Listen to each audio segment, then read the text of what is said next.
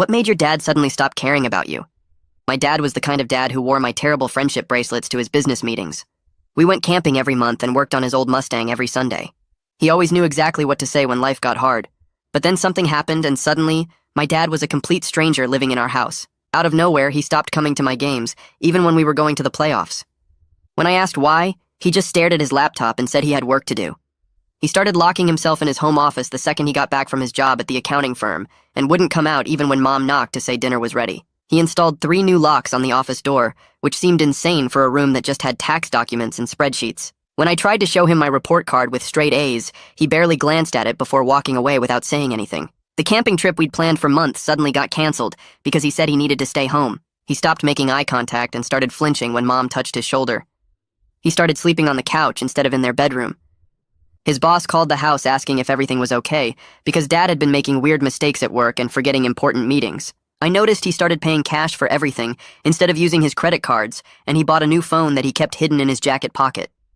He would drive somewhere every night after he thought we were asleep, and his car would be gone for exactly 45 minutes. He'd come back looking more terrified than when he left. He removed all our family photos from his wallet and his desk at work, according to his secretary, who called Mom to ask if they were getting divorced. When I asked him to help with my science project about hereditary traits, he turned white and said he couldn't help me with anything anymore before locking himself back in his office. Mom tried to talk to him about what was happening, but he told her she needed to stop asking questions for her own good, which made her cry for the first time I'd ever seen. He started getting phone calls that made him go completely silent, and he'd just listen without saying a word before hanging up and staring at nothing for hours. He withdrew $20,000 from their savings account, and when Mom confronted him about it, he said it was already gone, and there would be more coming out soon. He stopped eating dinner with us and would only grab food when nobody else was in the kitchen, like he was avoiding being near us. The weird part was, he kept buying me things like expensive baseball equipment and a new bike and gaming system, but he'd leave them outside my door without a note. He started writing letters and sealing them in envelopes with our names on them, but keeping them locked in a safe he'd installed in the office closet. He changed all his passwords and removed Mom from their joint bank accounts, saying it was for protection, but wouldn't explain protection from what. When my birthday came, he didn't even acknowledge it until midnight when he left a card under my door that just said, "I'm sorry for everything that's about to happen." I started following him on those 45-minute drives and discovered he was going to the same abandoned warehouse on the edge of town.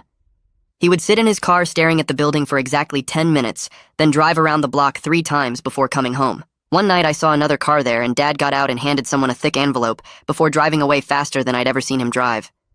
He made me memorize phone numbers of people I'd never heard of and told me if anything happened I should call them, but never from our home phone. He taught me codes for different situations, like if I ever heard him say the word lighthouse, it meant I needed to leave immediately and go to my uncle's house no matter what. He gave me his father's watch and told me to keep it safe because someday I'd understand why it mattered more than anything else we owned. Then he started getting nosebleeds every day and losing weight even though he was eating normally, and Mom wanted him to see a doctor, but he refused.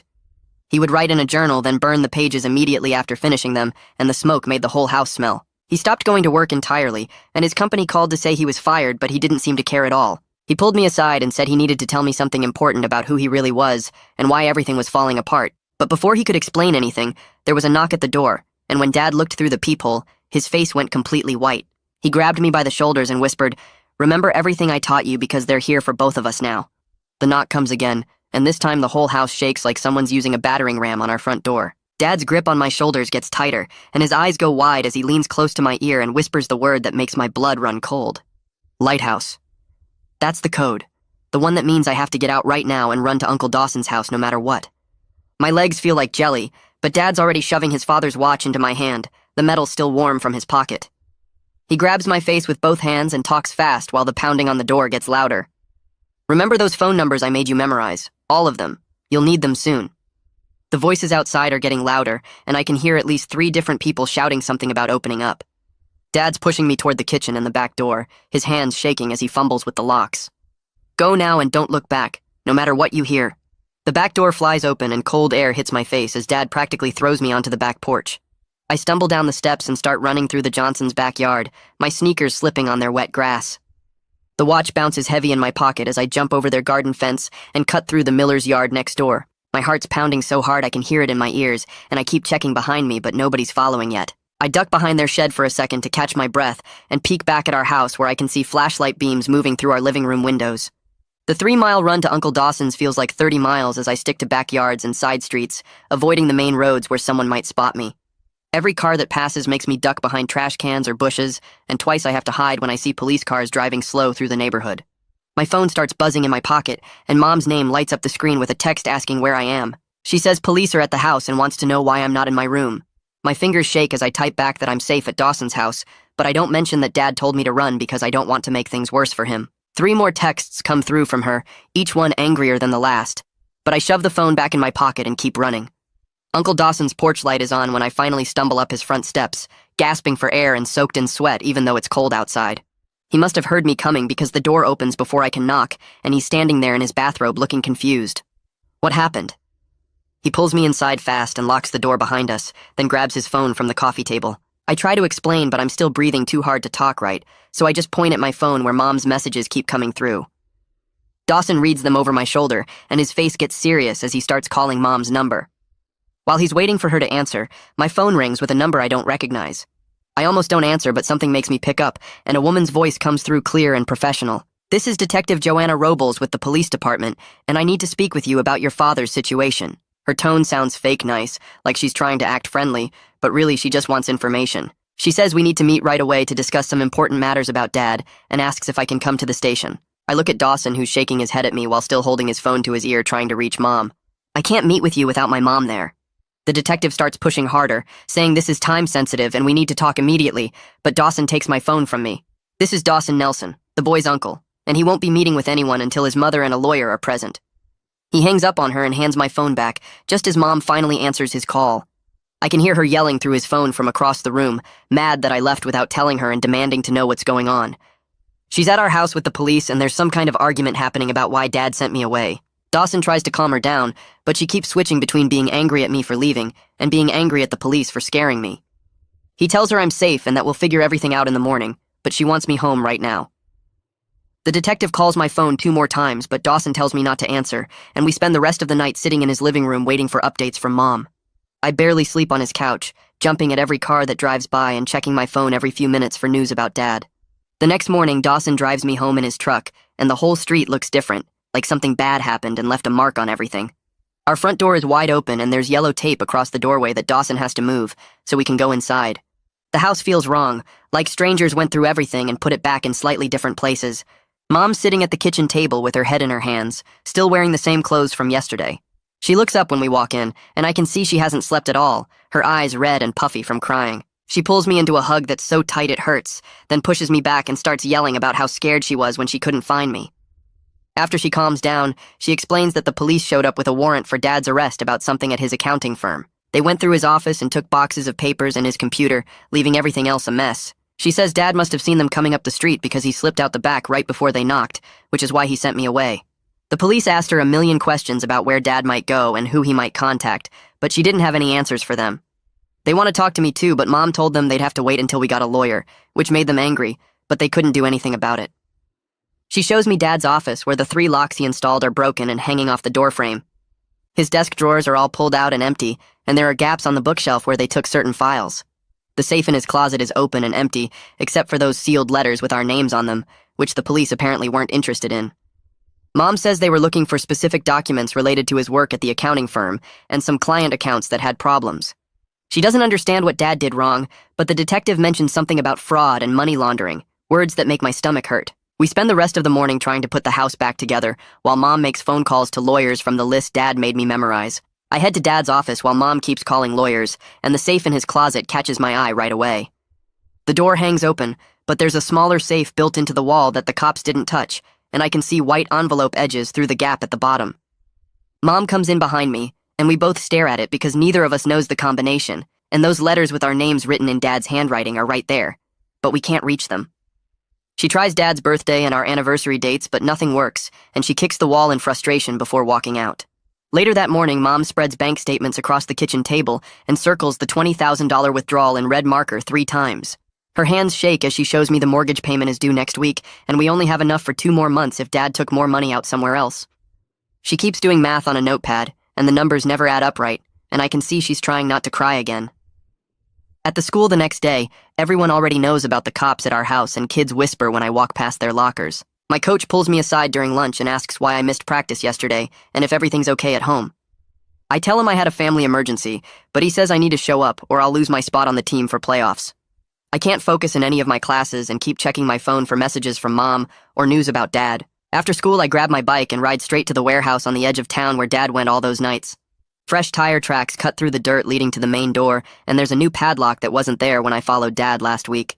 I take pictures with my phone of everything, including the tire patterns and a cigarette butt near the door that's still fresh. As I'm leaving the warehouse area, a black sedan appears in my mirror and stays exactly 3 cars behind me, no matter which way I turn. I make 4 right turns in a row, and the car follows every single one, so I know they're definitely following me. I duck into a convenience store and pretend to look at magazines while watching through the window. The sedan parks across the street and just sits there with the engine running for 20 minutes until I buy a soda and wait longer. Finally, it drives away, and I wait another 10 minutes before getting back on my bike and taking a different route home. That night, after Mom goes to bed, I sit at the kitchen table with Dad's watch and run my fingers over every part of it. The back has tiny scratches that might be a pattern, and the crown pulls out further than normal watches do. Something about it feels important beyond just being my grandfather's old watch, but I can't figure out what Dad wanted me to find. 2 days later, I'm at the coffee shop near school doing homework when Detective Joanna Robles walks in and sits down across from me without asking. She says we need to talk about my father and pulls out a folder with his name on it. She tells me Dad's connected to something bigger at his accounting firm, involving a client named Lucius Gallo, who owns several businesses that don't seem to actually do anything. She explains Gallo has been threatening people who work at the firm and forcing them to move money through fake companies. She opens her laptop and shows me traffic camera footage from 3 weeks ago at the warehouse. The video shows Dad's car pulling up and him getting out with a thick envelope just like I saw that night. Another person takes the envelope and counts what's inside before nodding and walking away. The evidence makes everything suddenly real, and I realize Dad really was paying someone off just like the detective said.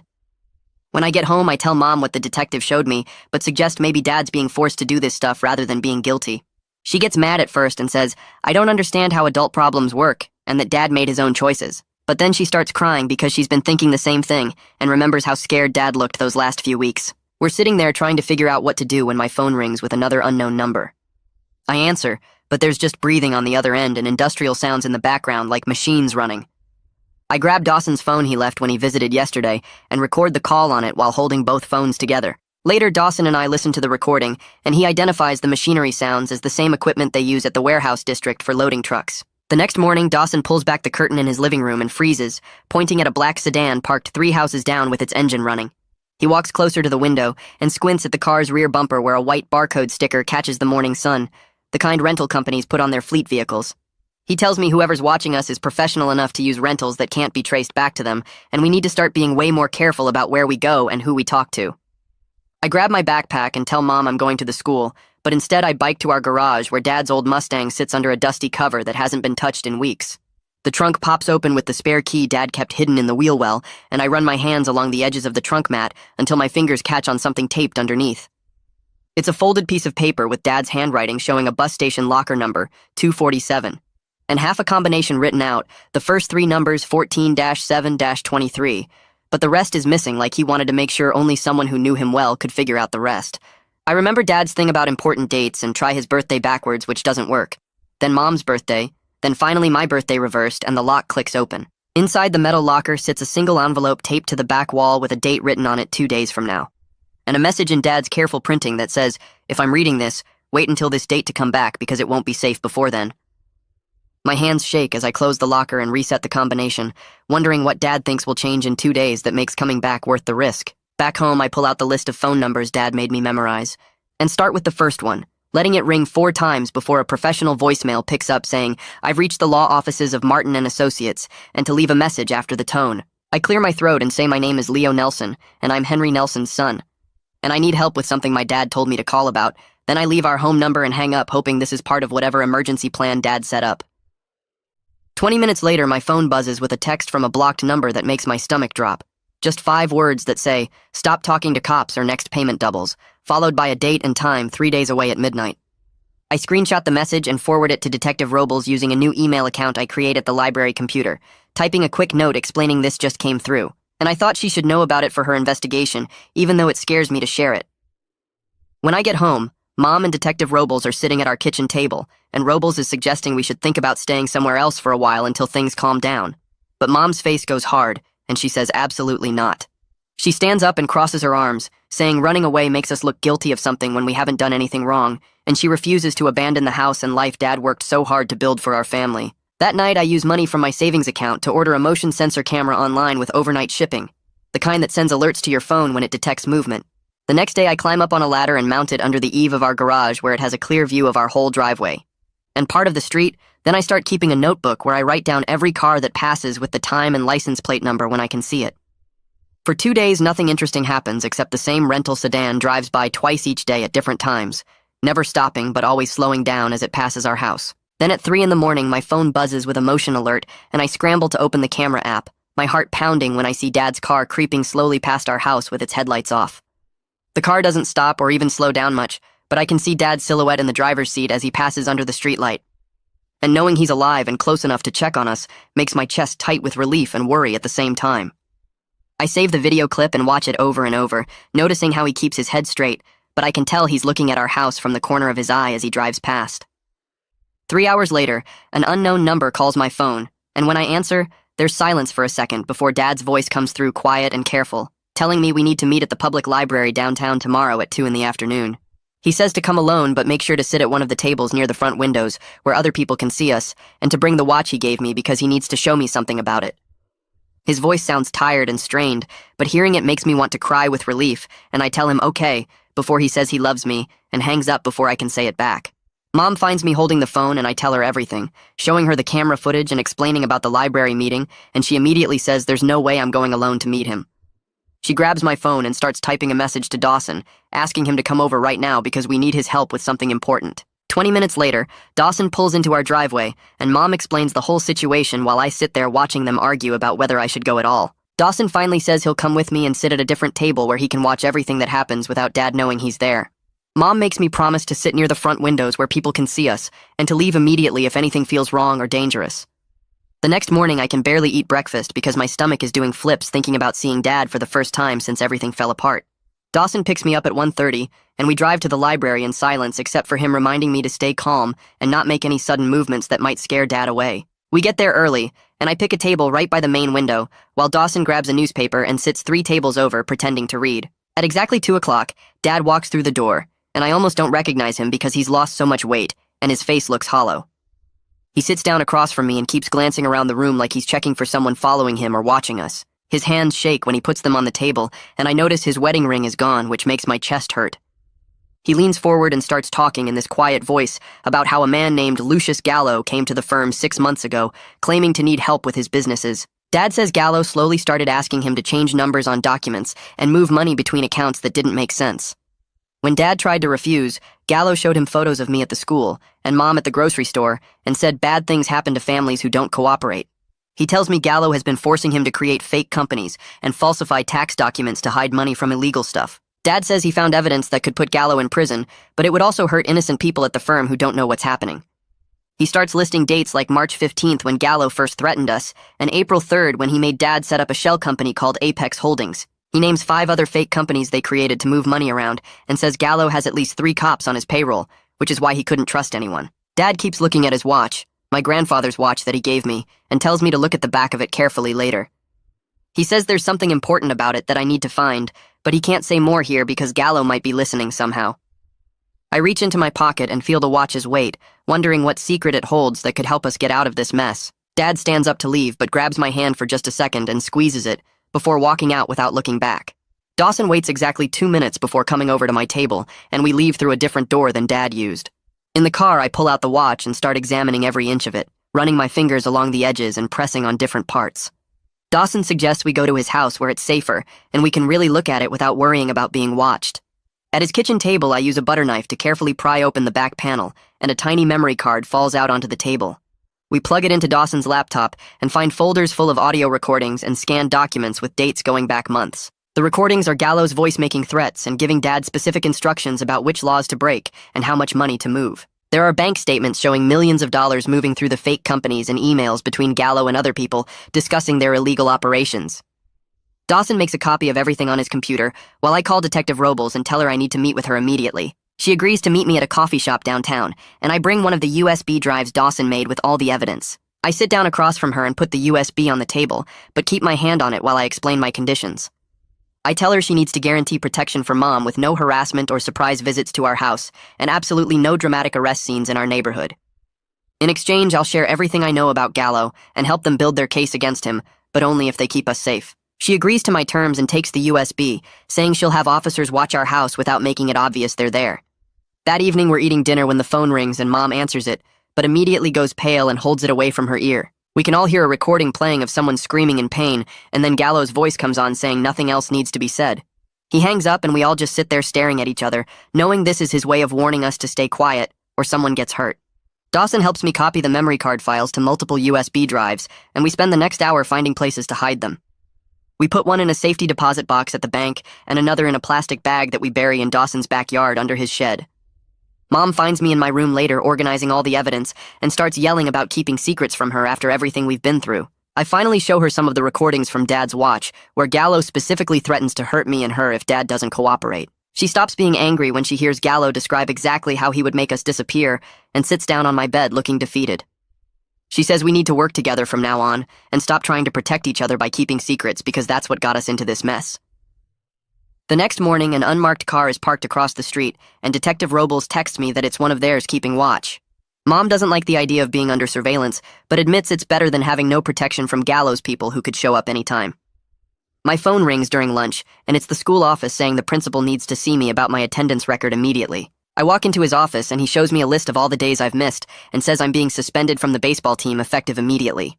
He says I'll miss playoffs and possibly lose my spot permanently if I don't start showing up to every class and practice from now on. It hurts hearing him say it, but compared to keeping my family alive, missing some games feels like nothing at all. 2 days later, Detective Robles texts me to meet her at the mall food court instead of the coffee shop we usually use. I get there early and spot her sitting near the fountain pretending to read her phone while actually watching everyone who walks by. The place is packed with weekend shoppers, which makes it harder for anyone to watch us without being obvious. I sit down across from her and slide the USB drive across the table, inside a folded napkin like we planned. She takes it without looking at me, and keeps scanning the crowd while explaining their next move. She says they need to arrest Dad first to get him into protective custody before Gallo realizes what's happening. It sounds backwards to arrest the victim, but she explains it's the only way to keep him safe while they build the bigger case against Gallo. She tells me it has to happen soon because Gallo is getting suspicious about all the police activity around our neighborhood. I hate the idea of Dad being arrested, but understand it's better than him ending up dead in that warehouse. The next morning, I'm eating breakfast when the local news comes on, showing footage of police cars outside Dad's old accounting firm. The reporter says an unnamed accountant was arrested for embezzlement and fraud involving millions of dollars in fake transactions. They don't say Dad's name, but everyone at the school already knows because gossip spreads fast in our small town. Kids start looking at me different in the hallways, and teachers give me these sad smiles like someone died. My phone starts blowing up with texts from people I haven't talked to in months, asking if the rumors are true. That night, we're watching TV when we hear scratching sounds at the back door like someone's trying to pick the lock. Mom grabs the phone to call 911 while I peek through the kitchen window and see a dark figure messing with the door handle. The patrol car that's been watching our house pulls up within seconds, and the person takes off running through our backyard. The officer checks the door and shows us deep pry marks in the wood where someone tried to force it open. He says they'll increase patrols, but we all know Gallo's people will just wait for a better opportunity. Mom spends the next day at a lawyer's office downtown, filling out paperwork to legally separate her finances from Dad's accounts. She comes home with red eyes from crying and a stack of documents that will protect our house and her income if Dad's assets get frozen. The lawyer told her it's just temporary, but we all know nothing about this situation feels temporary anymore. She signs paper after paper at the kitchen table while I make dinner because she's too upset to cook. 3 days later, Dad sends word through Detective Robles that he wants to meet at the old church on Maple Street. Mom and I drive there separately from Dawson, who follows in his truck to watch for anyone tailing us. Dad's already inside when we arrive, sitting in the back pew looking thinner than ever with dark circles under his eyes. He tells us he's ready to turn himself in, but only if the prosecutors guarantee complete immunity for Mom and me. He says he's been recording more evidence and has enough to put Gallo away for 20 years if they handle it right. For the first time in months, he looks relieved, like finally having an exit plan has lifted some weight off his shoulders. We stay for an hour going over details, and Dad gives Mom a list of bank accounts she doesn't know about with emergency money. As we're walking out of the church, my phone buzzes with a photo message from a blocked number. It's a picture of me stepping out the church door taken from across the street just seconds ago. There's no text, but the message is clear that Gallo's people are watching everything we do and want us to know it. I show it to Dawson, who immediately starts scanning the street for whoever took it, but they're already gone. The next day, I'm walking home from the school when Dawson texts me to stay where I am because someone's following me. I duck into the library and watch through the window as Dawson pulls up and gets out to confront a man in a gray jacket who's been behind me for 3 blocks. They argue on the sidewalk, and I can see Dawson getting in the guy's face while the man keeps backing up with his hands raised. The man says something about just doing his job and protecting his boss's interests, but Dawson tells him to stay away from our family or there will be problems. The guy finally gets in his car and drives off, but we both know he'll be back or someone else will take his place. 2 mornings later is when Dad's supposed to surrender at the police station at 9 o'clock sharp. Mom and I wait at home for the call saying he's in custody, but it never comes. Detective Robles shows up at our door at noon looking frustrated and demanding to know where Dad is. We check his office and find the safe wide open with all those letters he wrote sitting inside for us to find. There's one for Mom, one for me, and one for Dawson, plus a 4th one addressed to Detective Robles herself. She opens hers right there, and her face changes as she reads whatever Dad wrote about his plan. She starts pacing our living room, asking me over and over if I know where he went, but I honestly have no idea. Then it hits me that Dad's not running away, but doing something way more dangerous. I tell Detective Robles that Dad's probably trying to draw Gallo out himself, making himself bait to get evidence they need for the arrest. She stops pacing and stares at me like she's considering whether a teenager could be right about something this important. I explain that Dad knows Gallo will come after him personally if he thinks Dad's vulnerable and alone somewhere. She makes several phone calls to other detectives and finally admits my theory makes sense, even though she hates that Dad's going rogue. She tells us to stay inside with the doors locked while her team tries to figure out where Dad might set his trap. I walk back to Dad's office while they're still talking and start looking through his desk drawers for anything that might tell us where he went. Under a stack of old receipts, I find today's newspaper with the crossword puzzle half done in Dad's handwriting. The answers don't make sense at first, but then I notice certain letters are circled in red pen. WAREHOUSETONIGHT spelled out across different answers. My hands shake as I bring it to Detective Robles, who takes one look and starts making rapid phone calls. She tells someone on the other end to get surveillance units to the warehouse district immediately, but to stay hidden and not approach until they have visual confirmation. Mom grabs my arm and says we're not going anywhere near there, but I can see she's scared about what Dad might be doing. Detective Robles leaves 2 officers at our house and takes the crossword as evidence while calling for backup teams. She promises to call us the second they know anything, but warns this could take hours if Dad's really trying to draw Gallo out. Dawson shows up 20 minutes later saying Detective Robles called him to come get me. I argue that I need to stay home in case Dad calls, but Dawson physically picks me up and carries me to his truck. He drives me to his house while I bang on the window demanding to go back. His wife makes me sit on their couch and brings me water, but I can't stop thinking about Dad at that warehouse. Dawson stands by the door like a guard, making sure I don't try to leave. My phone keeps buzzing with texts from Mom saying everything's okay, but I know she's lying. 3 hours pass before Detective Robles finally calls Dawson's phone with an update. She tells him Dad showed up at the warehouse at exactly 8 o'clock, and Gallo arrived 10 minutes later. They stood in the parking lot arguing about the evidence Dad had collected, and both of them made threats. Her surveillance team got everything on camera and audio recording from their hidden positions around the building. Dad kept trying to get Gallo to admit specific things about the extortion, while Gallo demanded to know where Dad hid the original documents. Neither one would back down, and the argument got more heated with Gallo saying Dad's family would pay if he didn't cooperate. That's when a second car pulled up with 3 more of Gallo's people getting out.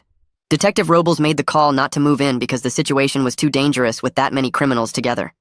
She couldn't risk a shootout with Dad in the middle, so she ordered her team to let everyone leave and follow them separately. The surveillance teams tracked each car as they left the warehouse in different directions. Dad drove straight to a gas station and sat in his car for 20 minutes before driving around randomly. Gallo went to a bar downtown while his associates scattered to different locations across the city. An hour after the warehouse meeting, patrol units pulled Gallo over for a broken taillight 3 blocks from the bar. They found marked bills from the extortion payments in his jacket pocket during the search. The serial numbers matched the ones Dad had documented from the ATM withdrawals. Gallo got arrested without any violence since he was alone and couldn't risk making things worse. Detective Robles calls again 30 minutes later to say Dad just walked into the police station to turn himself in. He waited until he got confirmation that Gallo was in custody before surrendering. She says Dad's in handcuffs being processed, but he's safe and cooperating fully. My chest hurts thinking about Dad in handcuffs like a criminal when he was just trying to protect us. Mom arrives at Dawson's house an hour later to pick me up. We don't talk during the drive home because there's nothing to say that would make this better. The house feels empty without Dad, even though he'd been hiding in his office for months. Mom goes straight to bed while I sit in the kitchen staring at nothing. The next morning, Detective Robles comes by to explain what happens next. She says the evidence against Gallo is solid with the recordings, marked bills, and Dad's documentation. Dad's cooperation will definitely reduce his sentence, but he'll still face charges for his involvement in the fraud. She explains there are other people connected to Gallo who might want revenge, but the main threat is contained for now. The FBI is taking over parts of the case since it involves interstate financial crimes. Dad will stay in protective custody until the trial to keep him safe from anyone who might try to silence him. She gives Mom a card for a victim's assistance program that can help with legal costs. That afternoon, I get called to the principal's office where they explain I've missed too much school. The principal says they understand the family situation, but I need to make up the work to graduate. They create a plan for summer courses that will let me finish on time if I pass everything. Coach is there too and tells me I've lost my spot on the team for the playoffs. It hurts, but I understand since I haven't been to practice in weeks. The school counselor gives me information about support groups for families dealing with legal problems. I spend the rest of the day in classes trying to act normal, but everyone knows something happened. Some kids whisper when I walk by while others just stare. My friend from before this all started offers to help me catch up on assignments. I take him up on it because I need something normal in my life right now. Mom starts filling out job applications at the kitchen table that weekend, circling ads in the newspaper with a red pen and making phone calls. She gets an interview at a medical office downtown on Monday and borrows professional clothes from her sister since she hasn't worked in years. The office manager offers her a part-time position doing billing and scheduling, starting immediately at $15 an hour. She accepts on the spot and comes home with folders full of training materials to study. She meets with 3 different financial advisors that week, spreading bank statements and bills across the dining room table while they explain our options. One advisor helps her set up a payment plan for the mortgage that gives us 3 months before we have to start making full payments again. Mom opens her own checking account for the first time in 20 years and starts tracking every expense in a notebook. She sells Dad's golf clubs and some jewelry to cover this month's utilities and groceries. The following Tuesday, I take 2 buses to the county jail for visiting hours, signing in at the front desk and going through metal detectors. They lead me to a room with thick glass windows and phones on both sides, where other families are already talking. Dad walks in wearing an orange jumpsuit and sits down on the other side of the glass, picking up the phone slowly. He looks thinner but cleaner than he has in months, like he's actually been sleeping. He tells me his lawyer thinks he'll get 2 years with good behavior, maybe 18 months if the testimony goes well. He says protecting us was worth whatever happens to him and starts crying when I tell him about Mom's new job. The guard gives us a warning when our 30 minutes are almost up. Dad puts his hand against the glass and I match it with mine before they take him back. Detective Robles calls that night with bad news about Gallo making bail through his connections. She says he put up his business properties as collateral, and some judge approved it despite the prosecutor's objections. A patrol car will stay on our street and she gives us new emergency numbers to memorize. Mom starts packing important documents into a fireproof box and keeps it by her bed. Dawson comes over the next day with a rental truck to help us move furniture. We decide to rent out our house furnished to a family from Mom's church who need a place quickly. They'll pay $1,200 a month, which covers most of the mortgage payment. We load boxes of clothes and personal items into the truck while neighbors watch from their windows. Dawson's guest house is smaller, but has 2 bedrooms and sits behind his main house with its own entrance. Mom takes the bedroom while I set up in what used to be Dawson's home office. We unpack the essentials and leave the rest in boxes stacked in the garage. That Saturday morning, my old friend from freshman year texts, asking if I want to run with him. We meet at the park and do 3 miles without talking about any of the stuff that's been happening. He just tells me about his girlfriend and complains about calculus while we keep a steady pace. We start meeting every morning at 6:30 before school, running the same loop through the neighborhood. It feels good to sweat and move without thinking about court dates or threatening phone calls. 2 weeks later, the prosecutor calls to say Dad's plea deal is final. He'll testify against Gallo in exchange for minimum security placement at a facility 2 hours away instead of the state prison. He gets credit for time served and could be transferred to a halfway house in 8 months if everything goes smoothly. Mom cries with relief when she hears he won't be with violent criminals. That afternoon, we finally have the combination to Dad's safe from his lawyer. Inside, we find practical stuff like copies of insurance policies, bank account numbers, and the deed to the house. There's also a safety deposit box key taped to an envelope with detailed instructions about which bank and what documents are inside. His letter to us is short, just saying he loves us and explaining where he hid cash in various places around the house. At the bottom of the safe are family photos from before everything started, including one from my last birthday when we were all still normal. Mom puts that photo on her nightstand at Dawson's house. 3 weeks after moving in, we're packing the last boxes from our old house when the renters arrive early with their moving truck.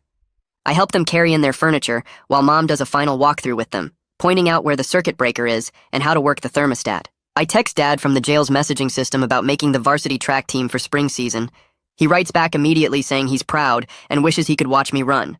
The patrol car still sits at the end of our old street as we drive away with the last load. Mom enrolled me in a different school across town where nobody knows our story. I eat lunch alone, but that's better than everyone staring and whispering. We're learning to live with our new normal, even if normal means checking for cars following us and keeping emergency cash hidden in our shoes. And that's the end, folks. If you actually enjoyed this, you might want to subscribe. Though honestly, I'd question your judgment.